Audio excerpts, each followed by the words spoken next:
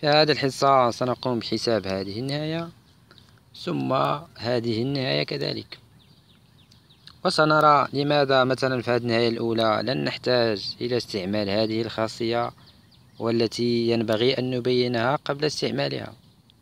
إذا تابعوا معنا لكي تعرفوا السبب. أو حاولوا مثلا تحسبوا هذه النهاية، حاولوا تحسبوا هذه النهاية ثم حاولوا تحسبوا هذه النهاية بدون استعمال هذه الخاصية. هل ستحصلون على قيمة عددية أو نهاية، أو ستحصلون على شكل غير محدد؟ نبدأ. سنحسب هذه النهاية، وفي الأخير سنفترض مثلا لو كان لدينا هنا إكس كاري وليس إكس أو إكس 3، أي أن هذا التعبير، هذا الإكس اللي عندنا هنا الدرجة نتاعو أكبر من الدرجة ديال هاد الإكس اللي كيكون عندنا داخل الأرك طونجون. دونك في تلك الحالة سنحصل في تعبير مثلا هنا على بليس لانفيني أو موان لانفيني، وتعبير آخر دونك واحد التعبير غيكون فيه مثلا بليس لانفيني، تعبير آخر موان لانفيني، أي شكل غير محدد. ولكن كان عندهم نفس الدرجة دونك لن نحتاج إلى تلك الخاصية التي ذكرنا الموجودة في التمرين الثاني. ألوغ نبدأ بحساب هذه النهاية هذه. ألوغ لدينا ليميت لما إكس يؤول لبليس لانفيني دو إكس عامل أرك طونجون دو إكس موان أرك طونجون ديال لا غاسين دو إكس كاري زائد واحد. دونك تساوي الليميت لما إكس يؤول لبليس لانفيني. دونك كنعرفو أن الليميت لما إكس يؤول بليس لانفيني ديال أرك طونجون دو إكس كتساوي لنا بي سور دو. دونك الليميت لما إكس يؤول بليس لانفيني ديال أرك طونجون دو إكس هادي تعطينا بي سور دو. هذه دونك ستعطينا بي سور دو موان مضروبة في موان هي موان بي سور دو. دونك بي سور دو موان بي سور دو زيرو، زيرو في بليس لانفيني شكل غير محدد. لذلك اشنو كنديرو حنا؟ كنشوفو ليميت لما اكس يؤول بليس لانفيني ديال ارك طونجون دو اكس تعطينا بي سور دو. دونك نطرح تلك الكمية. دونك وجدنا ارك طونجون دو ليميت لما اكس كيؤول بليس لانفيني ديال ارك طونجون دو اكس تؤول الى ا، نطرح ا ثم نضيفها ارك طونجون دو اكس موان بي سور دو، ثم هذه نكتبها على شكل زائد بي سور دو موان ارك طونجون ديال لا غاسين دو اكس كاري زائد واحد.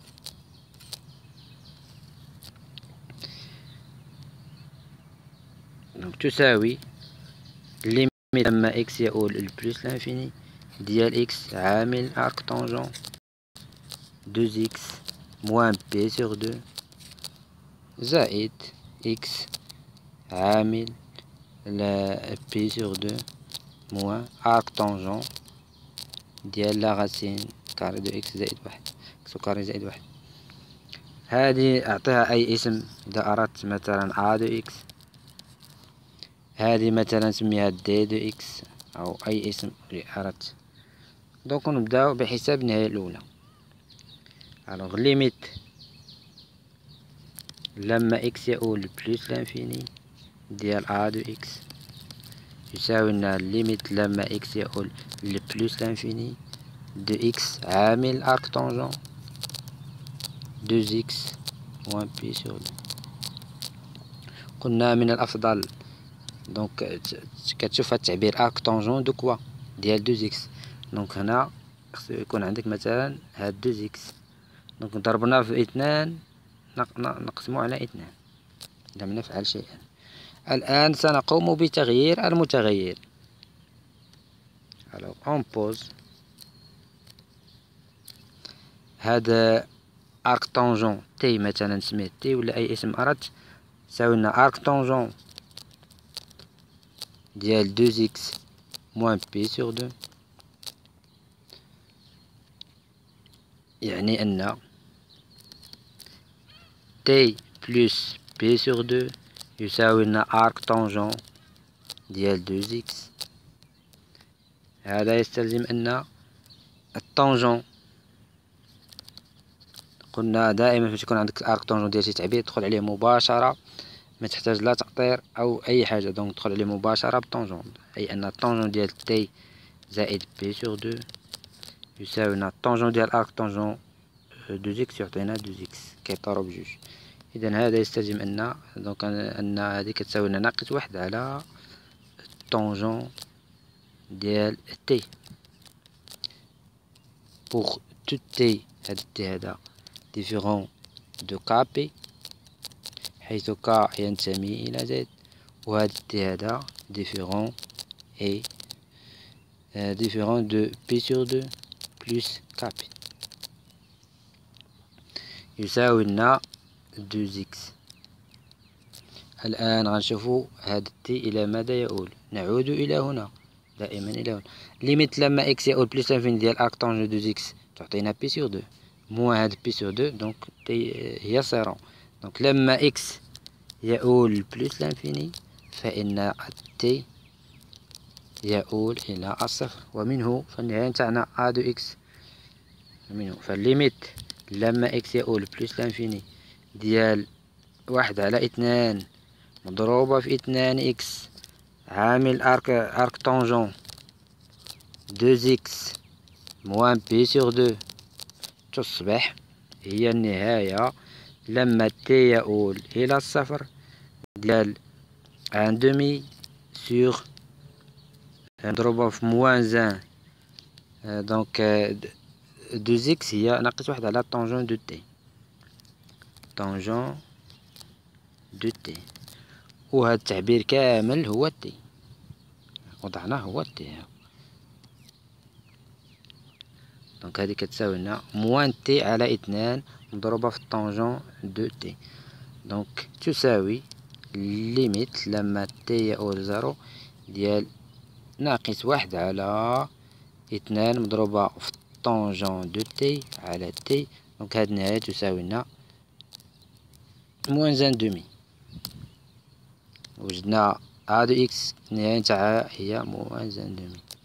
نفترض كما قلنا لو كان عندنا هنا هذا المعامل ليس هو اكس وانما اكس كاري، دونك هذه النهاية ستكون موان زان دومي في اكس، هذه نفرقوا عليهم هاد الاكس نحسبوا هاد النهاية، وهنا هاد اكس نخلوه هنايا، دونك هذه غتكون فيها بليس لانفيني، هذه موان ان دومي، دونك سنحصل على موان لانفيني. والنهاية الأخرى سنرى ماذا سنجد فيها لكي تعرفوا السبب في استعمال الخاصية الثانية كما سنرى في التمرين الموالي، والتي لن نحتاج في هذا التمرين هنا. الآن الليميت لما إكس يؤول البلوس لانفيني سميناها مثلا دي دو إكس كيساوي لنا الليميت لما إكس يؤول البلوس لانفيني دو، قلنا هي إكس عامل بي سور دو موان أرك طونجون ديال لا غاسين ديال إكس كاري زائد واحد، دونك تساوي الليميت لما إكس يؤول البلوس لانفيني. قلنا التقنية هي هذا التعبير هذا هو اللي خصو يكون مضروب بهذا بي سور دو موان ارك طونجون ديال هذا التعبير، دونك سنضطر الى ان نضرب في هذا التعبير ونقسم عليه اكس على اكس كاري جذر ديال اكس كاري زائد واحد. هاد النهاية لن تطرح لنا اي صعوبة، سنحسبها بكل سهولة، مضروبة في جذر ديال اكس كاري زائد واحد عامل بي سور دو موان ارك طونجون ديال لا غاسين دو اكس كاري زائد واحد. دونك مثلا هذه دي اكس هذه يمكن لك تسميها الا بغيتي اي اسم ولا تحسب النهاية. دونك مثلا دي دو اكس هذه تسميها مثلا هذه تسميها بي دو اكس وهذه سي دو اكس.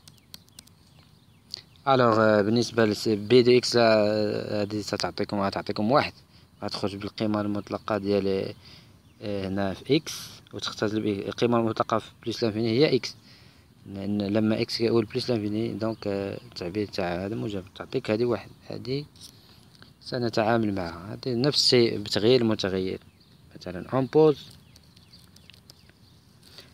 أمبوز ألفا يساوي لنا هذا التعبير كامل بي سور دو موان أرك طونجون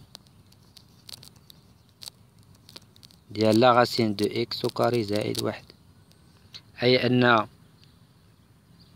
بي سور دو موان ألفا يساوي لنا أرك طونجون ديال لا غاسين دو إكس أو كاري زائد واحد.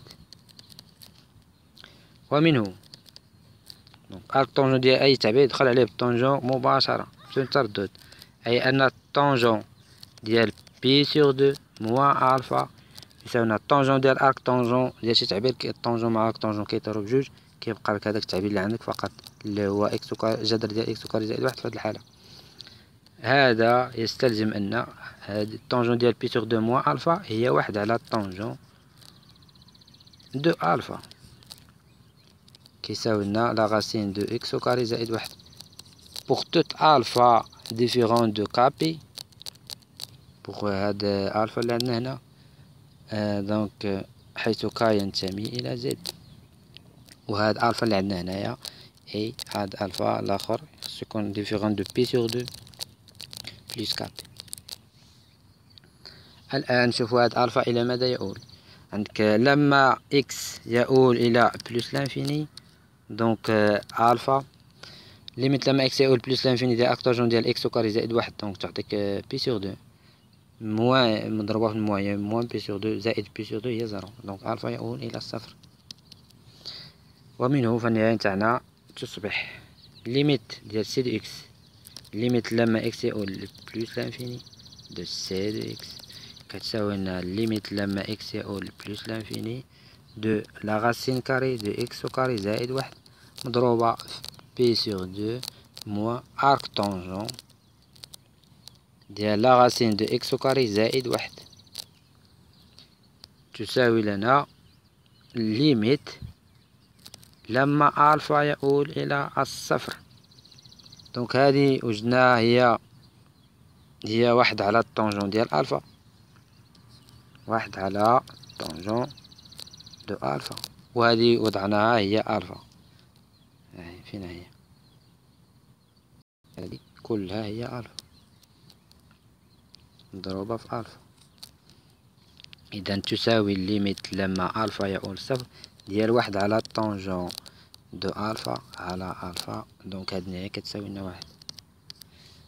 ومنه فالنهاية نتاعنا كالنهاية ليميت هاد النهاية كاملة ليميت لما إكس يؤول بلس لانفيني هادي قلنا كتعطينا واحد في واحد هي واحد دونك وجدنا هادي دي دو إكس كتعطينا واحد وجدنا أ دو إكس كتعطينا أرك طونجون دونك كما قلنا دالة أرك طونجون ما كنستطيعوش نعبرو عليها بالدالة الاعتيادية، لذلك كنلجؤو لدالتها العكسية طونجون اللي كنعرفو الخصائص ديالها كيفاش نجمعو مثلا طونجون ديال ألفا موان بيتا ولا طونجون ديال ألفا زائد بيتا وما إلى ذلك. وهنا دونك باش سنضطر إلى أن نبين مهما يكون أ من ار إيطوال بلس و بي من ار إيطوال بلس فهنا أرك طونجون دو أ موان أرك طونجون دو بي كتساوي لنا أرك طونجون دو أ موان بي على واحد زائد أ بي. دونك هادو فقط باش يساعدونا في التأطير، لأن قلنا فاش يكون عندك الطونجون ديال شي تعبير طونجون ديال إكس قبل ما تدخل عليه بالأرك طونجون ضروري خصك تأكد أن هذاك إكس يكون كينتمي للمجال المفتوح موان بي سور دو بي سور دو، الشيء الذي سنفعل هنا. وباش نسهلو علينا الحساب باش مبقاش نذكرو كل مرة أرك طونجون دو أ أرك طونجون دو بي سنضع من الأول ألوغ أون بوز ألفا هو طونجون أرك طونجون دو أ et بيتا هو أرك طونجون دو بي. ألوغ قلنا مهما يكن أ ينتمي إلى ار إيطوال بلس ومهما يكن بي ينتمي إلى ار إيطوال بلس قلنا دونك ألفا اللي هو أرك طونجون دو أ دونك أكبر قطعا من الصفر لأن دالة الأرك طونجون تزايدية على ار وأرك طونجون دو زيرو هو زيرو دونك لكل أ من هذا المجال أرك طونجون دو أ راه أكبر من الصفر وأصغر قطعا من بي سور دو لأن الليميت لما إكس يؤول البلس لانفي ديال أرك طونجون دو إكس هو بي سور دو. يعني ما عمر ارك طونجون دو اكس ما يعطيكش دونك بي سور دو، النهاية هي بي سور دو. الوغ قلنا الوغ الفا هو ارك طونجون دو محصور ما بين صفر و بي سور دو، اي بيتا كذلك بدورو غيكون محصور ما بين صفر و بي سور دو، سيتادير موان بيتا دونك سيكون محصور ما بين موان بي سور دو و الصفر، دو الفا موان بيتا نجمعو هاد التعبيرين الفا موان بيتا، دونك زيرو موان بليس موان بي سور دو سيعطيك موان بي سور دو، و هادي ستعطيك بي سور دو. احنا لقينا دوك الفا موان بيتا محصور ما بين موان بي سور دو و بي سور دو، يعني يمكننا ندخلو عليه بالطونجون الى بغينا، يعني اذا دخلنا بالطونجون عفوا على هاد الفا موان بيتا يمكننا من بعد ندخلو عليه بالارك طونجون، لان الفا موان بيتا هو ارك طونجون دو ا موان ارك طونجون دو بي. الوغ ومنه قلنا الوغ قلنا الطونجون دو الفا موان بيتا يساوي، دونك غنستعملو هاد الخاصية طونجون ديال الفا موان طونجون دو بيتا على واحد زائد طونجون دو الفا مضروبة في طونجون دو بيتا. لو كانت عندك هنا طونجون دو الفا زائد بيتا هنا كتكون بليس وهنا كتكون موان، دونك متحكسين. الآن دونك بعدا قبل ما تدخل بالارك طونجون دو الفا، الفا سيتادير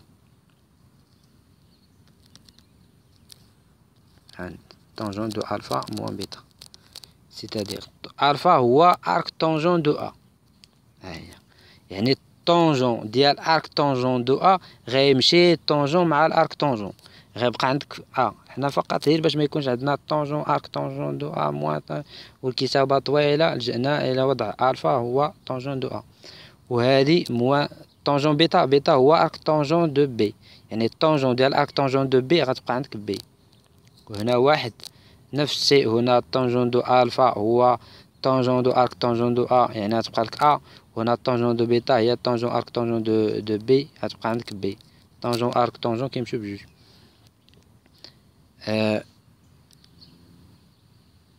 سيتادير الآن قلنا الفا موان بيتا ينتمي للمجال مفتوح موان بي سور دو بي سور دو، الآن عاد يمكنلك تدخل عليهم بجوج بالدالة العكسية اللي هي الارك طونجون، الارك طونجون ديال طونجون هادي الا دخلت عليها يعني ارك طونجون ديال طونجون ديال الفا موان بيتا غيطيرو بجوج هادي، وهنا غيبقى عندك الارك طونجون ديال ا موان بي على واحد زائد ا بي، دونك قلنا هنا غيمشيو ارك طونجون مع طونجون بجوج، الفا موان بيتا هي ارك طونجون دو ا، غيبقى عندك فقط الفا موان بيتا، و الفا هي ارك طونجون دو ا، وهنا بيتا هي ارك طونجون دو بي، ومنه النتيجة المطلوبة. دونك احنا بينا ان مهما يكون ا كينتمي لإيطوال بلس ومهما يكون بي ينتمي لإيطوال بلس، فإن ارك طونجون دو ا موان ارك طونجون دو بي كتساوي ارك طونجون دو ا موان بي على واحد زائد ارك طونجون على واحد زائد ا بي. الآن احسب بالنهاية التالية، لا دونك ليميت لما اكس يؤول بلس لانفيني ديال اكس مضروبة في لا راسين دو اكس، دونك هذا تعطيك بلس لانفيني، هذه قلنا ليميت لما اكس يؤول بلس لانفيني ديال ارك طونجون ديال الجذر ديال اكس زائد واحد، هذه تعطيك بي سور دو، هذه تعطيك موان بي سور دو، يعني صفر بلس لانفيني شكل غير محدد. تحاول تضيف بي سور دو موان بي سور دو كما فعلنا مع المثال السابق، ما غاتلقاش نتيجة كما قلنا، غتلقى في الاخر بلس لانفيني موان لانفيني، غتحولها من شكل محدد اللي كان عندنا في الاول صفر بلس لانفيني لشكل اخر غير محدد اللي هو بلس لانفيني موان لانفيني. دونك شنو غتستعمل هاد الخاصية هادي. الوغ قلنا d'après ce qui précède، قلنا arc tangent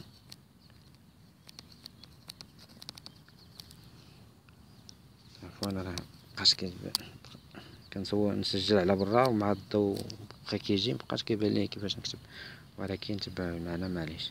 دونك قلنا ارك طونجون ديال ديال اكس او كاري زائد واحد موان ارك طونجون ديال لا غاسين دو اكس تساوي ارك طونجون، عفوا باش يكون عندي المكان نضطر نكتب تساوي هنايا. دونك كيساوي لنا ارك طونجون حسب المثال السابق، هذا ا هذا بي، دونك يعني لا غاسين ديال اكس او كاري زائد واحد موان لا غاسين دو اكس على واحد زائد ا بي، يعني على واحد زائد هذه لا غاسين دو اكس او كاري زائد واحد مضروبة في لا غاسين دو اكس. يعني شنو غتعطيك؟ غتدخلهم كاملين داخل جذر واحد، دونك غتعطيك اكس في اكس او كاري هي اكس أس 3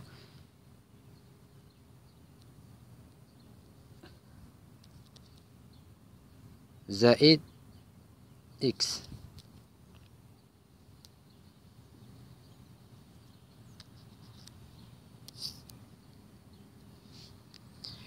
دونك تساوي ارك طونجون، دونك نضرب هنا في المرافق غيبقى عندنا واحد، وهنا على لا راسين دو اكس او كاري زائد واحد زائد لا راسين دو اكس عامل لي واحد زائد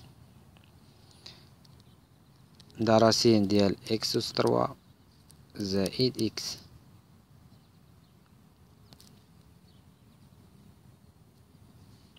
هذا لا راسين دونك اكس، عفوا لا اكس في اكس او كاري، عفوا كنت غندير هاد الخطأ، نعاود نمشيو حنايا بشوية. شنو عندنا هنايا؟ ما عندناش هنا اكس او كاري، عندنا اكس. المثال السابق اللي كنا كنحسبوه هو اللي فيه اكس او كاري، عفوا على هذا اكس زائد واحد. كم راه بقى كيبان ضوء الشمس انا على برا مبقاش كيبان لي كتبه، داكشي معذرة. دونك هادي اكس او كاري، عفوا على هاد الخطأ، اكس او كاري زائد دونك شنو غيكون عندنا؟ اكس او كاري زائد اكس زائد اكس. دونك نحسبو هو منه الليميت نتاعنا ومنه، فالليميت لما اكس يؤول لبلوس لانفيني ديال اكس في لا راسين دو اكس مضروبة في ارك طونجون، ارك طونجون ديال دو كوا دو اكس زائد واحد، جذر ديال اكس زائد واحد ناقص ارك طونجون ديال جذر اكس كيساوي لنا ليميت لما اكس يؤول لبلوس لانفيني ديال اكس مضروبة في لا راسين دو اكس عامل لي ارك طونجون ديال واحد على لا راسين دو اكس او كاري زائد واحد زائد اكس. المهم هو تاخدو الفكرة كيفاش تتعاملوا مع التمرين. اما هادشي هاد ديال الحساب راكم ما يطرح لكم شي صعوبة. واحد زائد اكس او كاري زائد اكس. دونك هاد الليميت لما اكس كيؤول بلوس لانفيني ديال هاد التعبير اللي داخل ارك طونجون يؤول الى الصفر.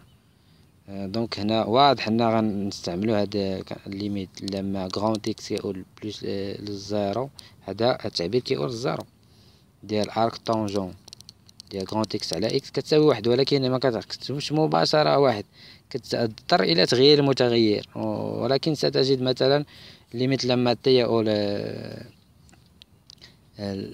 دونك الصفر ديال واحد على طونجون دو يعني واحد تي على طونجون دو تي مثلا كتعطيك واحد نفس الشيء. المهم هذه هي الفكرة هنايا، يعني ستضطر إلى أن تقسم على هذا التعبير اللي داخل أرك طونجون وتضرب فيه. إذن تساوي الليميت لما إكس يؤول بلوس لانفيني ديال إكس على لراسين دو إكس على واحد. دونك نضرب في هذا التعبير، سنضطر إلى أن نضرب في هذا التعبير واحد على دونك هنا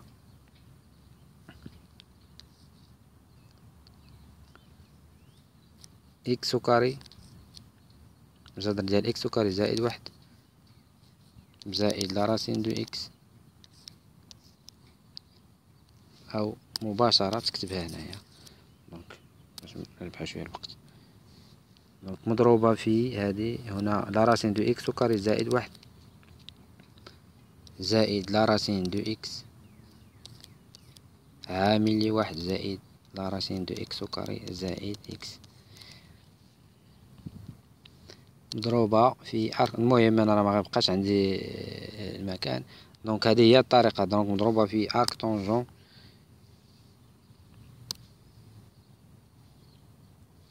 مبقاش عندي المكان، مضروبة في أرك طونجون ديال هاد التعبير واحد على لراسين دو إكس كاري زائد واحد زائد لراسين دو إكس عامل لي واحد زائد لراسين دو إكس كاري زائد إكس الكل على واحد. عفوا هنا راه هادي غتكون هنايا لكم راه مع الضوء بقى كيبان راه مبقيتش كان. دونك غتكون إكس على لراسين دو إكس على لراسين دو إكس كاري زائد واحد زائد لراسين دو إكس عامل لي واحد زائد لراسين دو إكس كاري زائد إكس. هاد النهاية ستحسبونها على وحدها، وهاد أرك طونجون ديال واحد على لراسين دو إكس كاري زائد واحد زائد لراسين دو إكس مضروبة في واحد زائد لراسين دو إكس كاري زائد إكس على واحد على هاد التعبير كامل لراسين دو إكس كاري زائد واحد زائد لراسين دو إكس عامل لي واحد زائد لراسين دو إكس كاري زائد إكس. دونك قلنا بعد وضع تغيير المتغير نفس الطريقة هذه ستعطيكم واحد، وهذه ستقومون بحساب هذه النهاية كما تتعاملون مع النهايات الاعتيادية. دونك تحمل هنا، إذن هذه النهاية مثلا نسميها A دو إكس، هذه B دو إكس. بالنسبة ل A دو إكس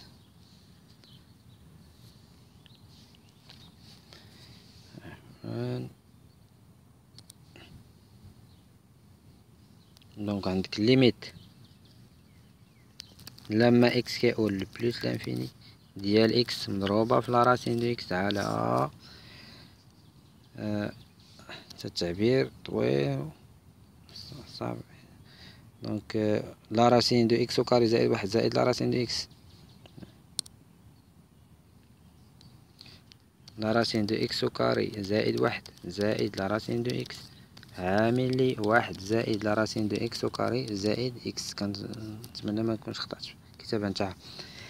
كتساوي ليميت لما إكس يؤول بلوس لانفيني. دونك هنا دونك مثلا تكتبها على شكل لراسين دو إكس أس تروا، بما أن التعابير كلها كنخدمو في بلوس لانفيني.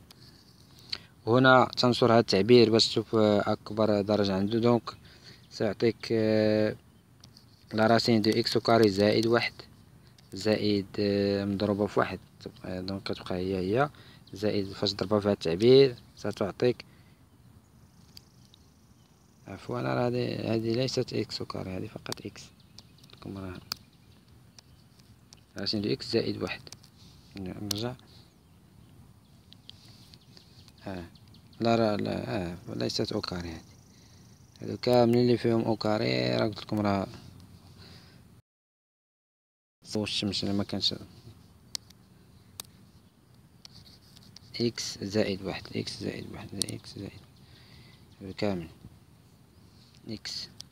إكس زائد واحد هنا. دونك في واحد كتبقى كيما هي، إلا ضربتها في هذا التعبير تعطيك إكس أس تروا. دونك كتبها إكس كاري هي إكس أس تروا في إكس زائد إكس أو كاري. واحد في إكس أو كاري هي إكس أو كاري، دونك ستعطيك إكس أو كاري ثم زائد إكس زائد هاد لا راسين دو إكس زائد هادي ستعطيك إكس أس تروا زائد إكس أو كاري. دونك تساوي تعمل دونك هنا عندك ليميت لما إكاول بلس لانفيني ديال لا راسين دو إكس أس تروا على هنا تعمل بإكس أس تروا. دونك فين هما اللي فيهم هادي، دونك هادي لا راسين ديال إكس أس تروا عامل لي هنا دونك هادي فيها فقط واحد على إكس أو كاري زائد واحد على إكس أس تروا زائد هنا لا راسين ديال دونك واحد زائد اثنان على إكس زائد واحد على إكس أو كاري زائد هنا لا راسين ديال واحد على إكس أس تروا زائد هنا لا راسين ديال واحد زائد واحد على إكس. دونك تختزل لا راسين ديال إكس أس تروا هنا وهنا، دونك كيبقى عندك واحد هادي فين هما هادي الصفر، التعبير كامل يعطيك صفر، هذا الصفر، هنا هادي تعطيك واحد وهذا واحد، دونك تساوي واحد على اثنان. هاد النهاية كتساوي لنا واحد على اثنان. إذا شكرا لكم على المتابعة، ومعذرة إذا كان شي خطأ في الكتابة، لأن كما قلت لكم راه ضوء النهار فكي مبقيتش كنشوف الكتابة جيدا. إذا شكرا لكم على المتابعة.